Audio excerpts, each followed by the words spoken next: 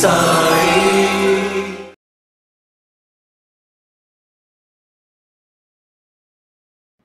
పంచ ప్రాణాలు పంచభూతాలు అన్ని ఒక్కటిగా అయిన సమయం,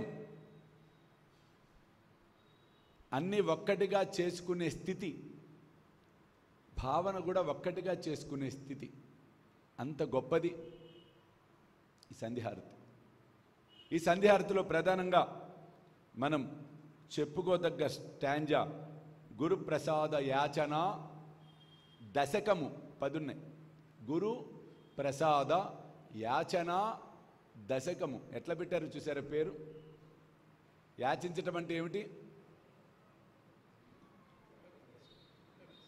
అంటే వికృతిలో మాట్లాడితే అడుక్కోవటం, ప్రకృతిలో మాట్లాడితే అభ్యర్థించటం. గురు ప్రసాద యాచన దశకం. అడుక్కోవటం అంటే కోపం వస్తుంది అందరికి, మరి అందుకని అది కూడా అఫీషియల్గా ఉండాలి. అభ్యర్థన అంటే ఎంత గొప్పదంటే గురువు ఆ తత్వంలో సిద్ధంగా ఉంటాడు. సంధ్యారతిలో చూడండి, అనుగ్రహాన్ని కురిపించడానికి సిద్ధంగా ఉంటాడు. అత్యంత ప్రశాంత వదనంతో ఉంటాడు. కాబట్టి ఇక్కడ మనం పాడుకుంటాం, రుసో మమ ప్రియాంబిక మజవరి పితాహి రుసో, రుసో మమ ప్రియాంగన ప్రియసుతాత్మజాహి రుసో, రుసో భగిని బంధుహి స్వసురసాసుబాయి రుసో, నదత్త గురు సాయిమా మజవరి కదీహి రుసో, పుసో నసునబాయిత్యా మజన బాతృజాయా పుసో, పుసో న ప్రియ సోయరే ప్రియ సగే నజ్ఞాతి పుసో, పుసో సుహృదనాసక స్వజననాప్త బంధు పుసో, పరీన గురు సాయిమా మజవరి కదీహి రుసో, పుసో న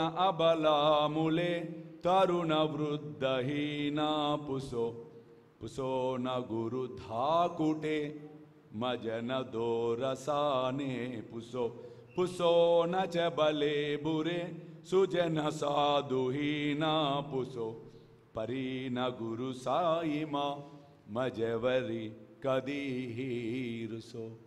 వేలాది మంది సాయి భక్తులు ఎదురు చూస్తూ ఉన్న ఘడియలు మరలా రాబోతూ ఉన్నాయి. స్వామీజీతో షిరిడి యాత్ర సెప్టెంబర్ 5 గురువారం నాడు బయలుదేరతాం. సెప్టెంబర్ 6, 7, 8 షిరిడిలో వేలాది మంది సాయి భక్తులతో ఈసారి ప్రపంచవ్యాప్తంగా ఉన్న సాయి భక్తులందరినీ కూడా మేము ఇన్వైట్ చేస్తున్నాం ఈ గొప్ప కార్యక్రమానికి. కాబట్టి మీరు నాతో రావాలి, ఈ యాత్రలో పాలు పంచుకోవాలి అనుకుంటే త్వరితగతిన కింద కనిపిస్తున్న ఫోన్ నెంబర్స్కి ఫోన్ చేసి మీ టికెట్ సెటిల్ చేసుకునే ప్రయత్నం చేయండి. రుసో పుసో ఒక పెద్ద పండితుడు, తెలుగు రాష్ట్రాల్లో చాలా నీరాజనాలు పలుకుతారు ఆయనకి భక్తులందరూ. పాపం ఆయన ఒకరోజు బాబా మీద కోపం వచ్చి, ఏందో ఈ సాయి భక్తుల పిచ్చి, ఆ సాయంత్రం నుంచి సాగు కొడతారు, మా ఇంటి పక్కన గుడి ఉంది, ఆ రుస్సు రుస్సు రుస్సు రుస్సు పుస్సు పుస్సు పుస్సు పుస్సు అని అందరు నవ్వారు. వారి ప్రవచనంలో ఉన్న వారందరూ కూడా పక్క పక్క పక్క పక్క నవ్వారు. నాకు బాధ అనిపించింది. ఎవరు ఎవరిని విమర్శించకూడదు. ఒక క్రిస్టియన్ని ఒక హిందూ విమర్శించకూడదు, ఒక హిందువును ఒక ముస్లిం విమర్శించకూడదు, ఒక ముస్లింని ఒక క్రిస్టియన్ విమర్శించకూడదు, ఒక సిక్కుని ఇంకొకడు. ఎవరి మతము వారిది. మతమనగా మార్గము. చూడండి, కులమనగా కట్టుబాటు, అంతమించాను. ఒక కట్టు, మనం ఇలా ఉండాలి. ఒక బ్రాహ్మణుడు ఉన్నాడు, ఒక కట్టుబాటు. ఏంటి కట్టుబాటు? ఎక్కడ కట్టుబాటు? ఒక బ్రాహ్మణుడు సమాజ హితము కొరకు దైవము దగ్గర ప్రార్థన చేయాలి, అది కట్టుబాటు. మరలా గుళ్ళోంచి బయటకు వచ్చాడు అనుకోండి, వాడు మనిషి వీడు మనిషి. ఒక వైశ్యుడు ఉన్నాడు, సమాజ హితము కొరకు సమాజంలో ఉన్న ప్రజలందరికీ అవసరాలను, లౌకిక పరమైన దైనందిక పరమైన అవసరాలు తీర్చడం కోసం ప్రయాసపడాలి. అలా డివిజన్ చేసుకున్నాను తప్పితే వివక్షత కాదు అక్కడ. సరిగ్గా అర్థం చేసుకుంటే అర్థమవుతుంది.